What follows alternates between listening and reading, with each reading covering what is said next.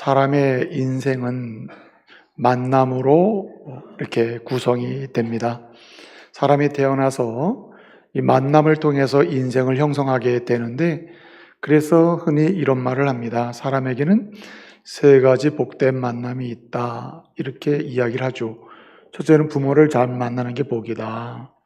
둘째는 또 부모로부터 벗어나서 다른 곳으로서 양육을 받기 시작하면 스승이 존재하게 되는데, 이 스승을 잘 만나는 게 복이다, 이렇게 이제 이야기합니다. 마지막으로 인생 전체에 걸쳐서 제2의 인생으로 마지막 우리의 인생까지 가게 되는 아내와 남편, 배우자를 잘 만나는 게 복이다, 이렇게 이제 보통 이야기를 합니다. 저와 여러분에게 이 세 가지의 복이 이미 주어진 줄 믿습니다. 아멘. 네. 어떤 아파트에 요즘에 그 아파트 분양이 안 돼가지고 건설사들이 너무 힘들어 한다고 합니다. 원주에도 이 미분양률이 아주 높은 상황이라서 아파트를 먼저 잘 분양받은 분들이 힘들어 한답니다. 이 분양가가 잠깐 떨어지고 아파트 가격이 떨어져가지고 아주 기도 제목이라는 거예요. 아파트가 저희랑 떨어지지 않게 해달라. 얼마나 비싸게 주고 샀는데 이게 자꾸 떨어지면 안 된다. 어떤 아파트에 그런 현수막이 붙었다는 거예요. 내 인생의 최대 실수는 첫째는 내 남편 만난 것이고, 두 번째는 이 아파트 분양받은 거다. 지금 큰일 났단 말이에요. 여러분, 여러분의 최대의 인생 여정의 가장 큰 축복이 오늘의 배우자를 만난 것임을 인정하시기 바랍니다. 2부 때보다 훨씬 성적이 좋아요. 2부 때는 아예 대답을 뭐냐 안 해더라고요. 여러분, 성경에 보게 되면 이 부부의 유형이 많이 나오고 있거든요. 예컨대 아나니와 삽비라 부부형이 있고, 또 아합과 이세벨 부부의 형이 있죠. 이런 부부는 아내나 남편이나 모두 악해서 악한 일만 하는 이런 부부 유형이 있습니다. 또 어떤 부부 유형에는 예컨대 나발과 아비가일 부부라든지 이런 부부가 있어서, 또 이렇게 남편은 악한데 아내가 아주 참 믿음의 사람이어가지고 이 악한 남편을 절제시키고 믿음의 자리로 나가도록 그렇게 하는 부부도 있습니다. 이런 부부도 그래도 좋죠. 그래도 하나님의 은혜죠.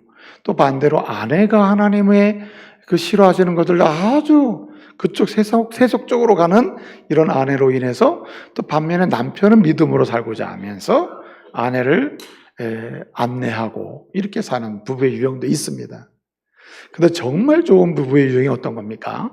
브리스길라와 아굴라 부부처럼 아내나 남편이나 하나님이 좋아하는 인생을 살고자 소원하면서 부부로 나가는 이런 부부가 있다는 거죠.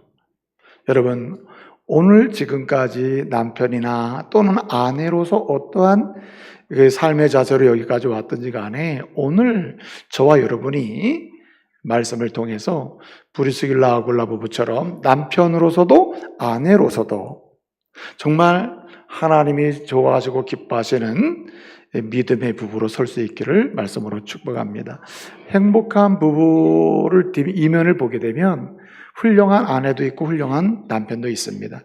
정말 행복해하고 성공적인 남편을 보면 그 이면에는 뭔가 정말 훌륭한 아내가 있죠.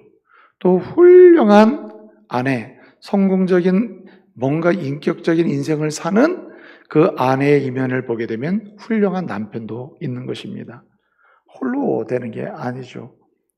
우리 모두는 그래서 오늘 하나님께서 원하시는 대로 정말 하나님의 가정으로, 행복한 가정으로 세움을 입는 그런 부부가 돼야 하고, 또 서로가 서로에게 정말 훌륭한 아내와 남편의 역할을 함으로써 행복한 남편이나 행복한 아내가 되도록 축복할 수 있는 이러한 하나님의 사람들이 되어야 할 줄로 믿습니다.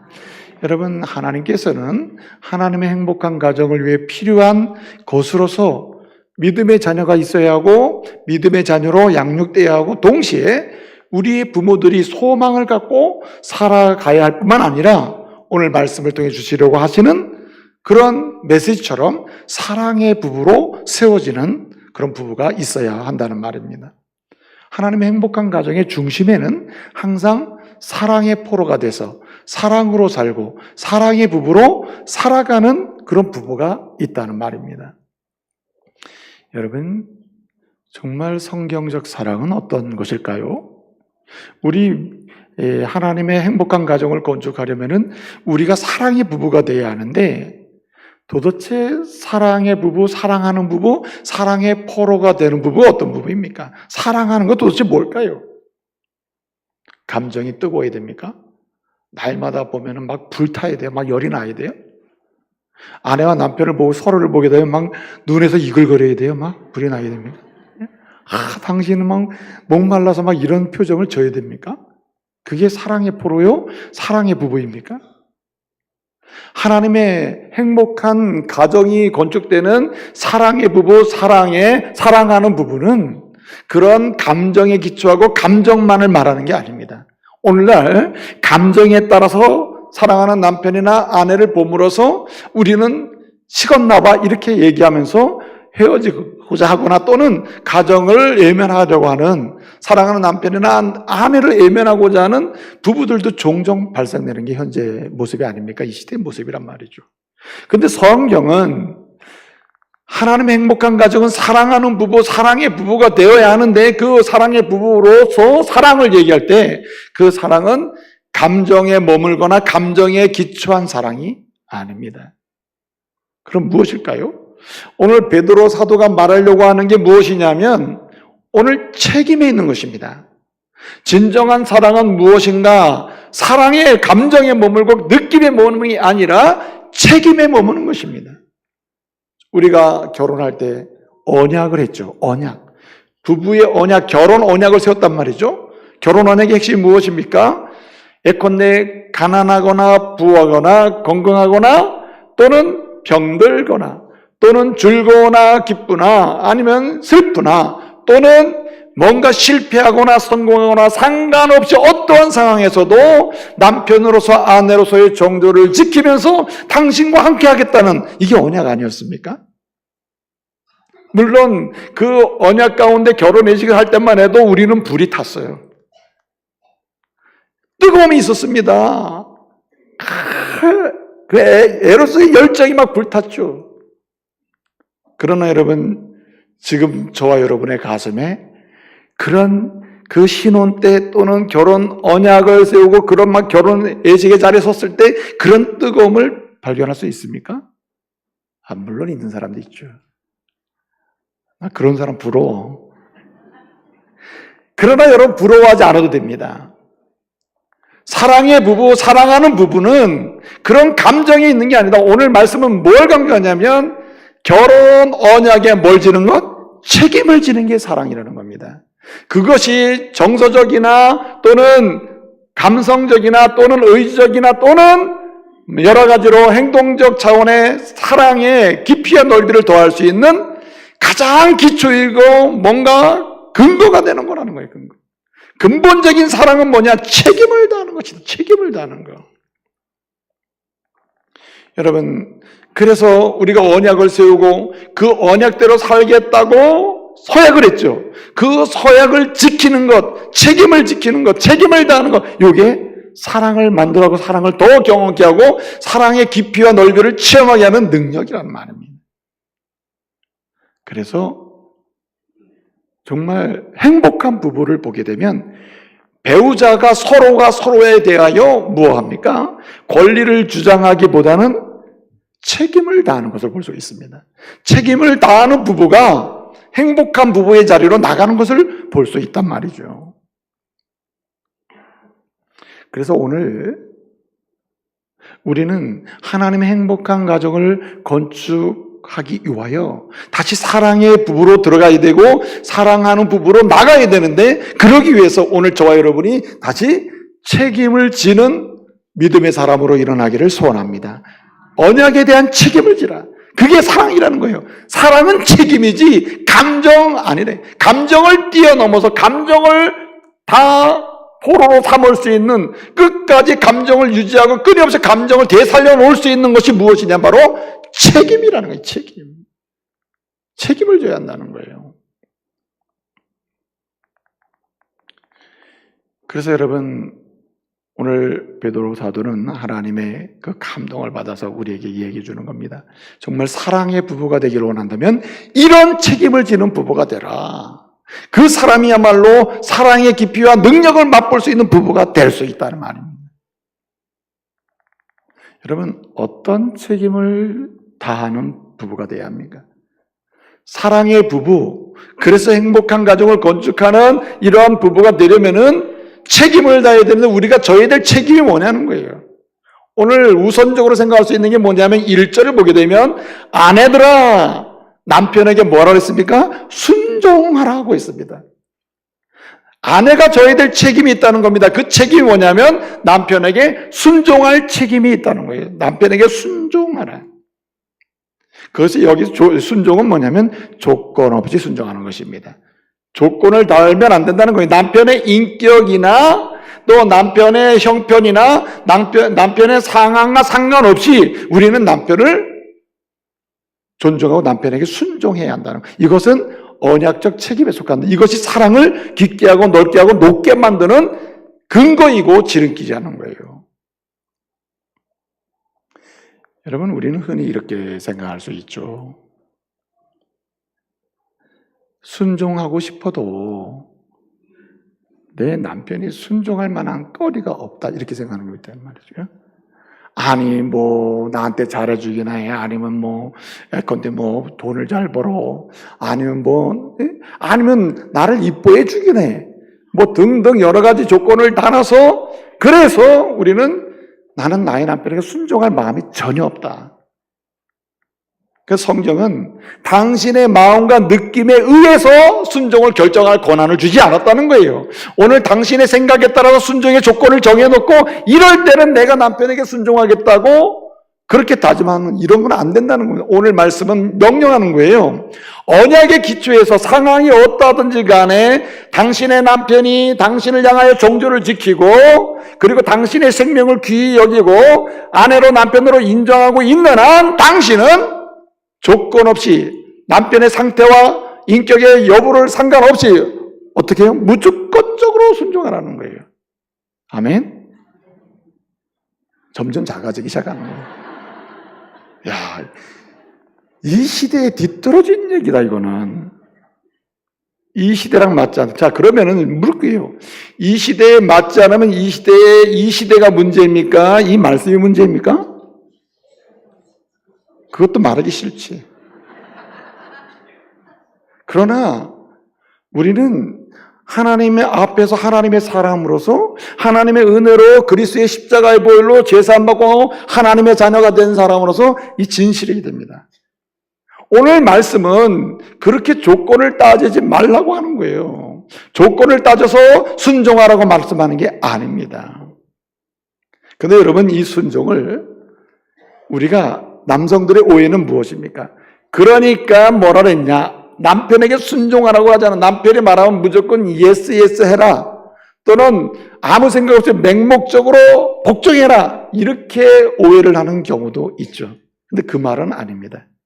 여기 남편에게 순종하라고 하는 것은 단장과 관련이 있어요. 외양으로 남편 앞에 자기 자신을 위선적으로 보이려고 하고 예쁜 밖으로만 뭔가 남편에게 대해서 자기를 치장하려고 하지 말고 관계를 맺으려고 하지 말고 보이진 않을 수도 있고 당장 느끼지 못할 수는 있어도 내면적으로 남편에 대해서 온유함으로 정직함으로 남편에 대해서 순결함으로 남편을 대하려고 하는 태도를 가리킵니다. 이것이 순종의 시작이에요.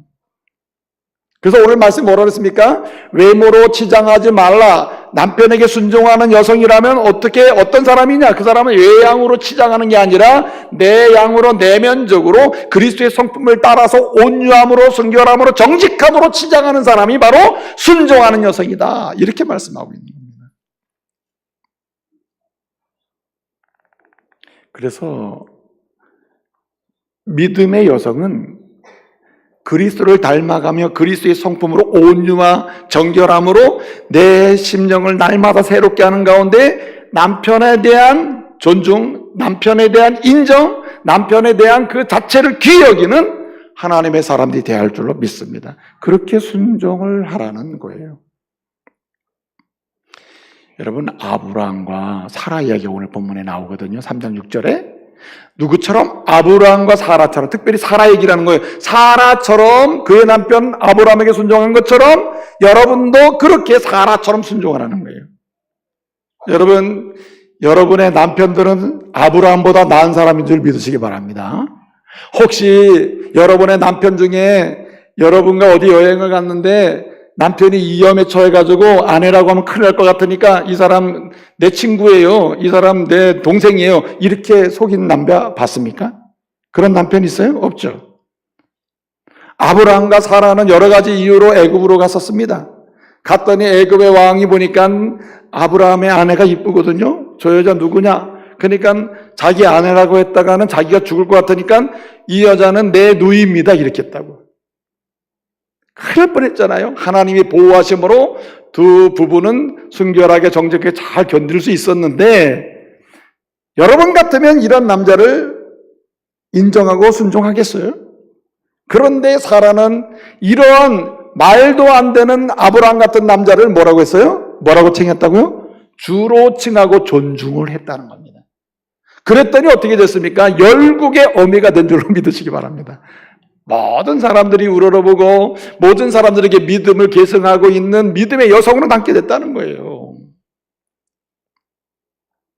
그러므로 사랑하는 믿음의 여성, 믿음의 자매 여러분, 여러분의 남편을 향하여 그리스도의 성품과 온유함으로 여러분의 남편들을 존중하시고 남편에 대해서 열린 마음을 가지고 귀히 여기며 바라볼 수 있는 은혜가 있기를 바랍니다. 그런 눈으로 여러분의 남편을 바라보면 남편이 순종해라 그러지 않더라도 우리 아내는 나를 순종하고 있고 나를 너무 귀하게 이렇게 느낀다고요. 남자도 눈이 있는데 그거 못 알아보겠어요? 아, 저 사람이 온유함으로 순결함으로 나를 귀하게 여기고 나를 인정하는구나, 이렇게 되잖아요. 그런데 이렇게 순종하는 믿음의 여성들은요, 이렇게 순종하는 믿음의 여성들은 절대 하지 않는 게 세 가지가 있습니다. 첫째는 뭘 하지 않냐면은 남편을 멸시하지 않습니다. 무시하지 않아요. 이렇게 요즘에 이제 아내들이 모이잖아요. 아내들이 모이면 단골 소재가 남편 이야기라는, 남편.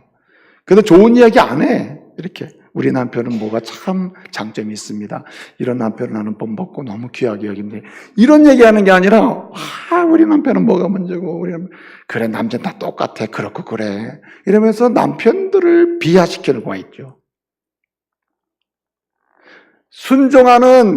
순종함으로 사랑의 깊이와 넓이를 더하는 이러한 순종하는 책임을 다하는 하나님의 사람들은 절대 멸시하지 않는다. 여러분, 미갈이라고 하는 여자가 있었습니다. 사무엘하 6장 16절 이하를 보게 되면 이 미갈은 다윗의 아내 아닙니까? 다윗이 하나님의 성 예루살렘으로 하나님의 법궤 말씀을 가지고 오게 됐습니다. 그 말씀이 예루살렘 성으로 들어오니까 이제 우리 예루살렘 성과 이스라엘도 하나님의 말씀을 따라서 하나님의 은혜를 힘입어서 하나님의 나라로, 하나님 기뻐하는 나라로 성장해 가겠구나 하고 너무 기뻐서 춤을 췄단 말이에요. 춤을 추는 모습을 보면서 그 왕궁에서 창문을 열고 쫙 보니까 자기 남편이 이건 무슨 세상 사람들보다 더할 정도로 막 춤을 추고 난리가 난 거예요. 그래서 속으로 어떻게 했다 그랬죠? 사무엘하 6장 16절 이하를 보게 되면 그가 심중에 이르기를, 심중에 어떻게 했다고요? 그의 남편을 뭐하였더라? 멸시하였더라. 멸시했다. 여러분, 마음으로라도 여러분의 남편을 멸시하지 마시기 바랍니다. 무시하지 마세요. 여러분의 아내들보다 남편이 경제적인 능력이 부족하거나 아내들보다 남편이 여러 가지 재능이 부족하다거나 여러 가지 사회적으로 포지션이 약하다 할지라도 남편은 뭐다? 남편이에요. 하나님의 언약으로 주신 선물이란 말이에요. 그러므로 나보다 부족함으로 당신은 이런 식으로 비교해서 멸시하지 말라는 거예요. 미갈이 어떻게 됐습니까? 미갈이. 남편을 멸시하는 미갈 어떻게 됐습니까? 심중에, 사람이 대놓고 말로 멸시하는 것도 나쁘지만은 늘 마음으로 아예 남편을 멸시하는 마음으로 가득 차서 사는 것도 이 하나님 싫어하십니다. 이 미갈 어떻게 했어요? 하나님이 그의 태문을 닫아가지고 평생에 이상의 아기를 낳지 못하게 됐다는, 그렇게 말씀하고 있잖아요. 중요한 요지는 뭡니까? 하나님의 징계를 받는, 하나님이 제일 싫어하시고 하나님 반드시 손보시는 사람 중에 하나가 뭐냐면 남편을 무시하는 거예요. 오늘 말씀을 전하기 때문에 나도 실컷 얘기하는 거예요 지금. 남편을 무시하면 하나님이 징계하십니다. 남편을 멸시하고 경멸하잖아요. 하나님 반드시 징계하셔요. 아멘. 네? 여성들이 이렇게 싫어할 줄 몰랐어요. 이게 성경 말씀이에요. 그리고 또 한 가지 있는데, 이 아내가 사랑의 부부로 나가기 위해서 저희들 책임이 이제 순종하는 책임인데, 순종하는 믿음의 여성은 절대로 남편에게 악을 행하도록 사주하지 않습니다. 나쁜 일을 하거나 하나님이 싫어하는 일을 해서 가정에 돈을 벌어오게 한다든가 아니면 가정에 뭐 자기가 원하는 걸 쟁취하든가 이러지 않는다는 거예요. 여러분, 성경에 보게 되면 아합과 이세벨이라고 하는 부부가 있었습니다. 북쪽 이스라엘의 왕이었죠. 그런데 이세벨은 시돈이라는 나라에서 시집을 와가지고 한 나라의 왕비가 된 겁니다. 이 여자가 어떻게 했습니까? 자기 남편 아합이라는 왕을 사주해가지고 나봇의 포도원을 뺏기도 하고 나봇을 죽이기도 하고 살인자가 되게 하고, 궁극적으로 말이에요, 도둑놈이 되게 하고 사기꾼이 되게 하고, 누가? 아내가 결국 그렇게 만든다, 아내가. 그래서 자기 사랑하는 남편을, 언약의 남편을 그렇게 세속화되고 세상적으로 빠지는 남편이 되도록 해서는 안 된다는 거. 이 순종하는 여인은 절대 그렇지 않는다. 여러분, 더 나쁜 게 뭐냐면은, 이렇게 순종할 책임을 다하는 믿음의 여성은 절대 남편 그 사람을 이용해서 자기의 이익이나 자기의 명예를 얻으려고 하지 않는다는 거예요. 여러분, 사사기 16장을 보게 되면요, 거기에 삼손 이야기가 나와요. 삼손이 정말 사랑했던 여자요, 그의 아내가 누구냐면 들릴라였습니다. 들릴라. 삼손은 순수하게 자기의 온갖 마음을 다 줘서 사랑을 했습니다. 여러 가지 비난을 받고 책망을 들으면서 다 줬습니다. 그런데 들릴라는 어떻게 했습니까? 그렇게 순수하게 자기를 아끼고 사랑하는 이 삼손에 대해서 삼손을 이용해서 명예를, 삼손을 이용해서 돈을, 삼손을 이용해서 자기의 가문을, 삼손을 이용해서 자기의 모든 것을 얻었습니다. 그리고 누구를 죽게 만들어요? 삼손을 죽게 만들었잖아요.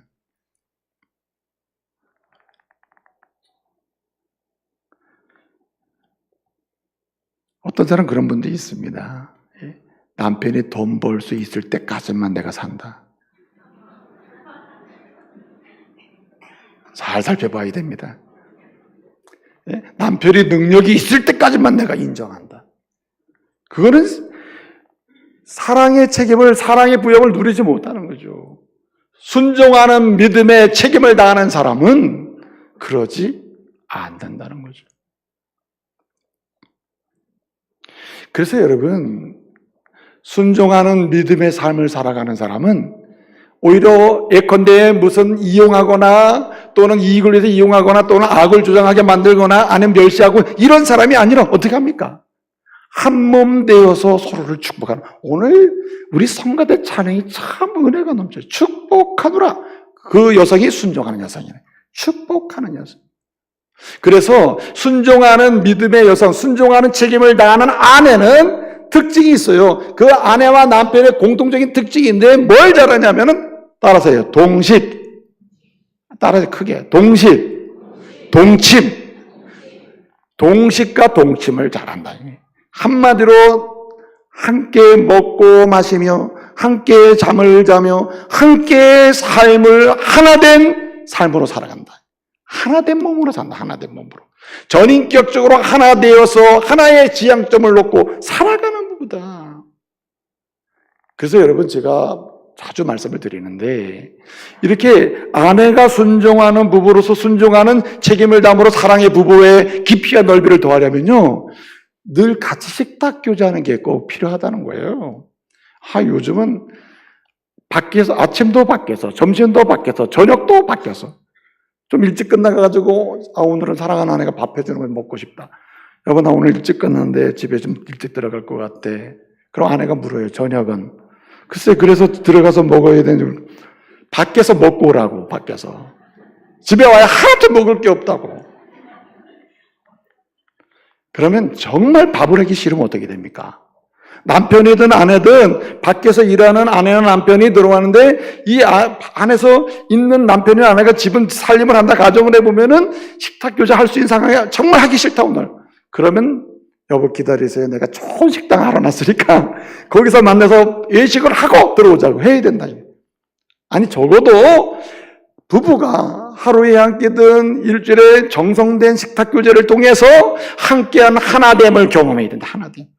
식구가 뭡니까? 식구는 밥을 같이 먹는 게 식구예요.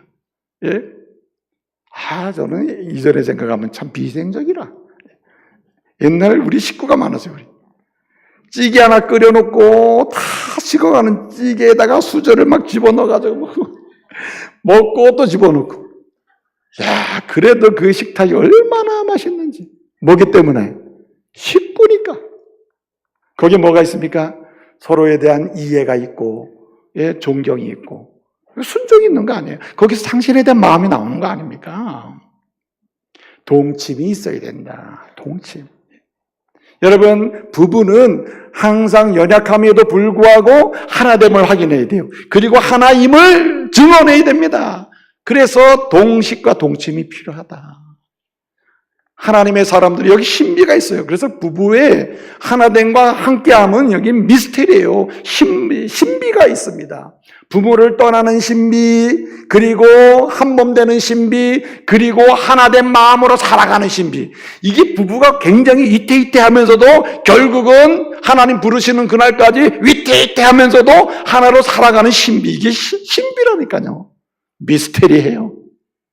하나님의 은혜인 줄 믿으시기 바랍니다. 이게 하나님의 은혜예요. 그래서 순종하는 게 필요하다는 겁니다. 호반 박사라는 사람이 있는데 이 사람이 연구를 했습니다. 연구를 했는데 뭘 연구를 했냐니까 이런 걸 연구했어요. 아침에 남편이 출근할 때 이 부부가 이렇게 서로 포옹을 해주고 그 하나됨의 마음, 난 당신밖에 없으면 당신을 사랑합니다. 오늘도 당신 진실로 승리했으면 좋겠어요. 건강하게 다녀왔으면 좋겠어요. 하고 포옹을 하고 사랑의 키스를 해주는 부부. 그리고 그렇지 않고 나 나가요. 그럼 누워가지고 잘 갔다 오든지 말든지 이렇게 하면서 그냥 가는 자는 모를 정도로 그렇게 늘 출근하며 왔다 갔다 인생을 사는 부부를 비교했다 이 말이에요. 호반 박사가 비교했는데 그 결과가 어떠냐? 그 결과를 보니까 늘 아침마다 포옹을 하고 사랑의 키스를 하고 그리고 진실로 마음을 다하고 우리는 당신과 나는 우리 하나예요. 사랑하는 하나님의 은혜로 부부된 사이에요. 이렇게 해서 진실로 사랑의 고백을 잘 갔다 오세요. 이렇게 하면서 사랑의 키스를 하는 부부가 그렇지 않는 남자나 아내나 하여튼 부부보다 수명이 5년을 더 산다는 5년을. 이게 연구 결과 비교해보니 그렇다. 그 심지어는요, 교통사고율도 포옹하고 늘 키스하고 이렇게 사랑 속에서 출근한 사람은 교통사고가 안 나. 천재기 줄였다는 거예요. 그런데 그렇지 않는 남편이나 아내는 어디 가는 곳마다 접촉사고 부딪히는 사고 뭐하고 앞에서 받고 뒤에서 받고 옆에서 받고 계속 이런 일이 발생됐다는 거예요. 더 중요한 건 뭐냐면은 여러분 수입이 25%가 올랐다. 25%. 눈이 번쩍번쩍 뛰네. 여러분 키스해주고 포옹만 해줬는데도 불구하고 전체 1년을 놓고 보니까 수입이 25%가 오른대. 25%.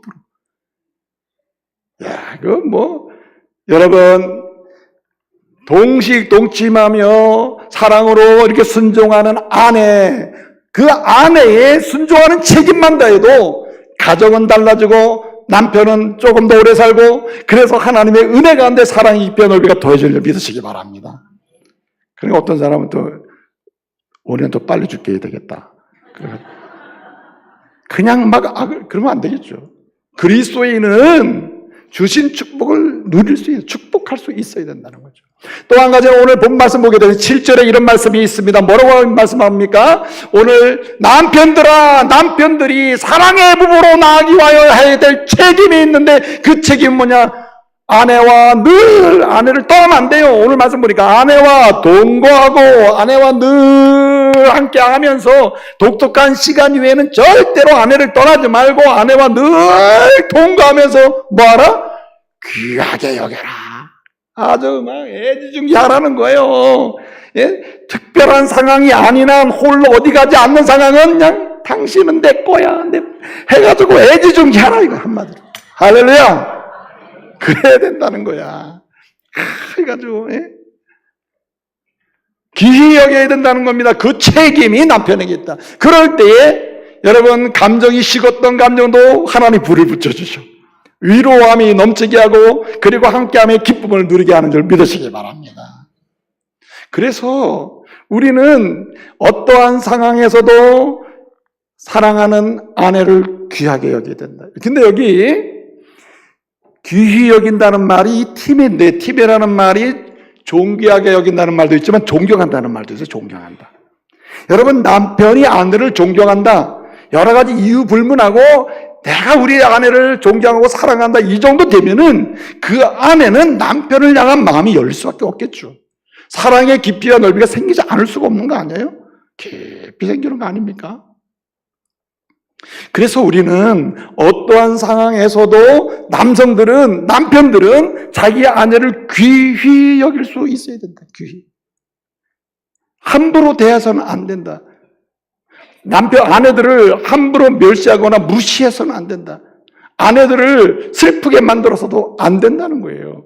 그래서 여러분 골로새 3장 19절을 보게 되면은 남편들에게 경고하고 있습니다. 절대로 남편들아 너희들은 아내들을 뭐하게 만들지 말라? 괴롭게 만들지 말라. 평생 살면서 남자로서 아내 데려다 놓고는 아내를 평생 괴롭게 만드는 사람이 있어요. 여러분 말라기 2장 16절에서는 이렇게 얘기합니다. 절대로 남편들은 아내를 학대하지 말라. 언어로 학대하지 말고 느낌으로 학대하지 말고 감정으로 학대하지 말고 정서적인 분위기로 학대하지 말아라. 여러분 남편들은요 아무리 분이 나고 화가 나도 아내를 향한 넓은 가슴을 열어놓고 살아야 할 줄로 믿습니다. 사실 잘 안 돼요. 나도 이게 연락이 잘 안 될 수 있죠. 그러나 말씀인고로 우리 어떻게 됩니까? 아내를 귀히 여기게 되므로 가슴을 활짝 열고 언제든지 마음이 분노하고 상함이 있다 하더라도 언제든지 나의 가슴은 누구를 안게 돼 있어요? 당신을 안게 돼 있다. 이렇게 열어놔야 된다는 거예요. 열어놔야 된다는 겁니다. 여러분 보세요. 이 프라모델이라는 게 있어요. 프라모델이라는 건 뭐냐면은 이런 겁니다. 오늘날 여러분이 뭐 물건을 사면은 인터넷에서 사는 게 많잖아요. 근데 물건이 오면은 완제품으로 오는 게 아니라 미완성으로. 그래서 오면은 여러분들이 뭐 요새 여성도 남성도 온 물건을 가지고 조립을 해가지고 완성품을 만들어내잖아요. 그래서 내가 조립해서 뭐 책상 더 만들고 뭘 만들어 놓고 나면 기분이 어때요? 아, 좋다. 이렇게 되는 거 아니에요? 여러분, 아내들은 기억해야 될 게 뭐냐면은 남편은 미완성이야, 미완성이 작품이에요. 그래서 여러분 성경에 보게 되면은 아내를 뭐라고 했냐면 돕는 배필이라 그래요. 돕는 애제르라 했어요. 이 애제르 돕는 배필이라는 이 애제르라는 말은 원래 하나님께 쓰는 말이에요.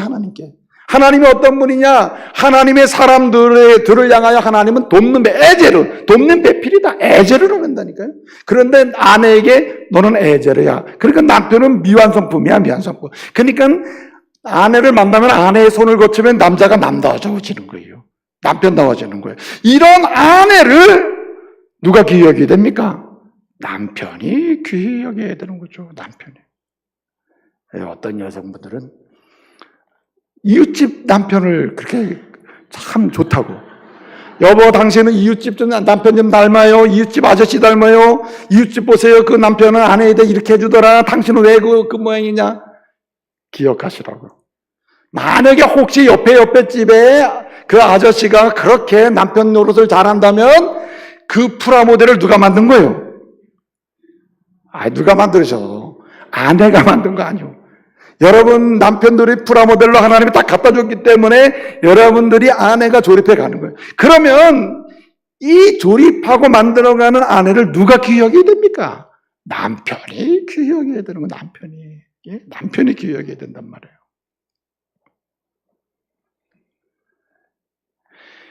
일본에 에이메 대학교가 있는데 그 대학교에서 마쓰시마라는 어떤 시가 있는데 그 근처에 있는 노인들을 60세부터 84세까지 되는 사람들을 3,136명을 4년 6개월 동안 조사를 해요. 4년 6개월 동안. 예? 4년 6개월 동안 조사를 했는데 조사 결과가 나왔어요. 그 조사 결과가 뭐냐면은 60세에서 84세에 있는 노인 남자가 아내와 함께 살아가는 사람과 그렇지 않는 노인 있잖아요. 아내 없이 사는 노인, 아내와 함께 사는 노인. 아내 없이 사는 노인이 아내와 함께 사는 남자 노인보다 사망률이 79%가 높았대, 79%.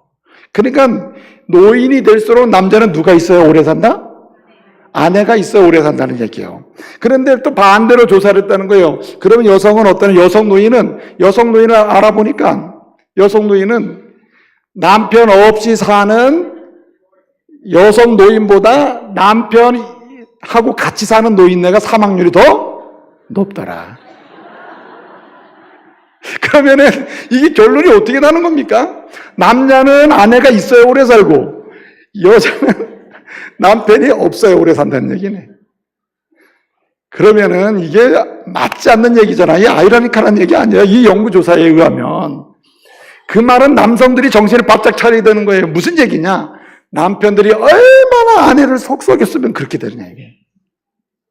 그러니까 골로새 3장 19절이 딱 맞다니까요. 너희는 제발 누구를 괴롭게 하지 말라? 아내를 괴롭게 하지 말라. 여러분 말라기 2장 16절 너희는 제발 누구를 학대하지 말라? 아내를 학대하지 말라. 그게 당신을 위한 길이요 당신의 아내를 위한 길. 남편이 건강하게 오래 살려면 아내가 있어야 되기 때문에 아내가 즐거워야 되거든요. 그러므로 저와 여러분이 우리 믿음의 남자들 다 기억하십시오. 어떠한 상황에서도 아내는 누가 지킨다? 내가 지킨다. 내 아내는 내가 지킨다. 내 아내는 내가 품는다. 내 아내는 내가 책임진다는 이러한 용기로 사시기를 말씀으로 축복합니다.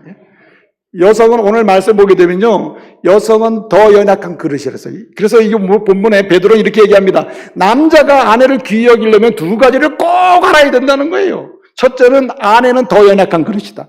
원래 사람이라는 게 연약한 질그릇과 같아요. 그래서 고린도서 4장 7절이나 계시록 2장 27절 말씀에 보게 되면 사람은 질그릇과 같은 존재다라 했어요.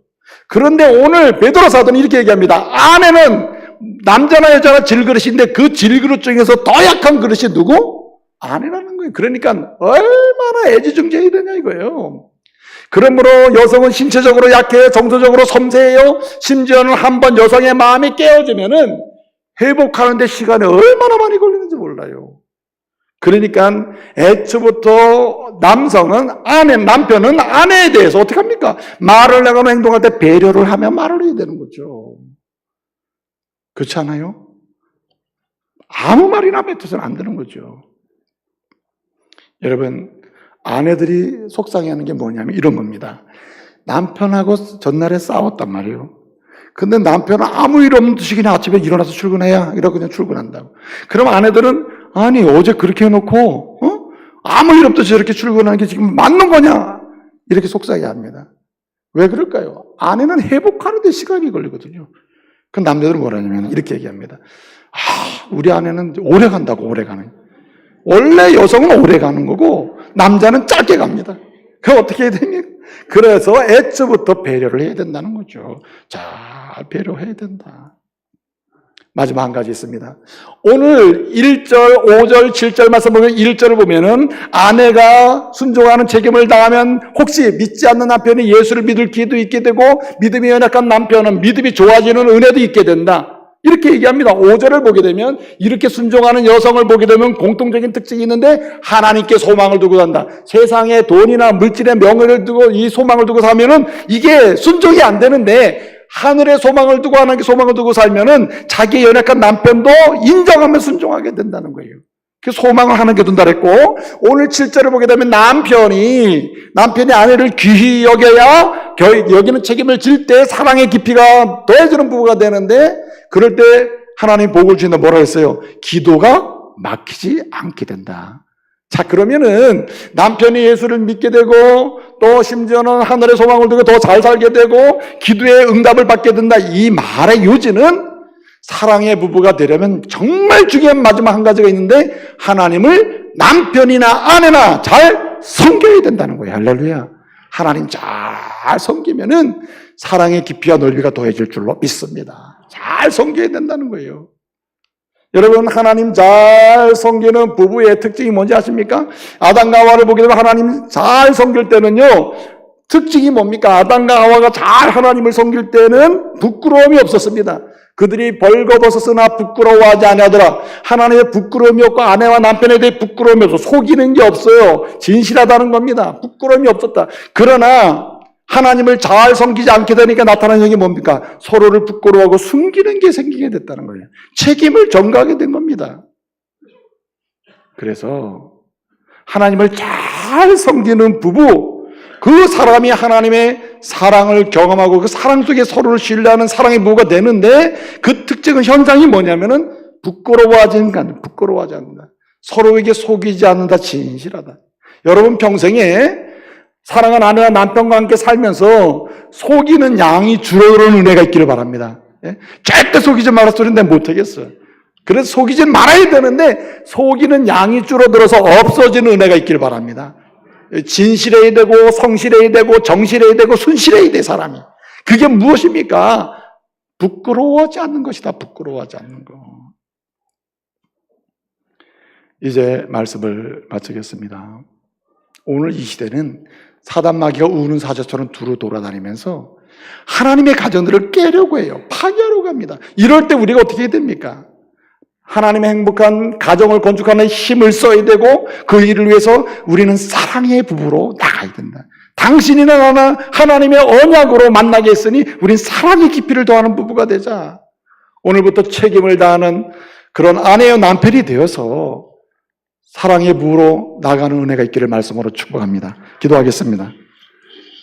은혜로우신 아버지 하나님, 감사 찬송 영광 돌려드립니다. 주님, 이 시대는 사단 마귀가 우는 사자처럼 돌아다니면서 사랑하는 남편을, 사랑하는 아내를 미혹하는 시대가 되었습니다. 이런 시대일수록 하나님이 기뻐하시는 행복한 하나님의 가정을 건축하는 일에 전심전력하게 해주시고, 이 일을 우선적으로 사랑하며 살고 사랑의 포로가 되는 부부가 되게 하여 주옵소서. 주님, 아내는 순종하는 책임을 다하고 남편은 귀히 여기는 책임을 다하며, 남편과 아내는 하나님을 섬기는 가운데 서로 부끄럽지 아니하는 정직하고 그리고 서로 진실하게 일을 드러내고 아끼는 부부가 되어서 사랑의 부부로 나가는 은혜가 있게 하여 주옵소서. 예수님의 이름으로 기도합니다. 아멘.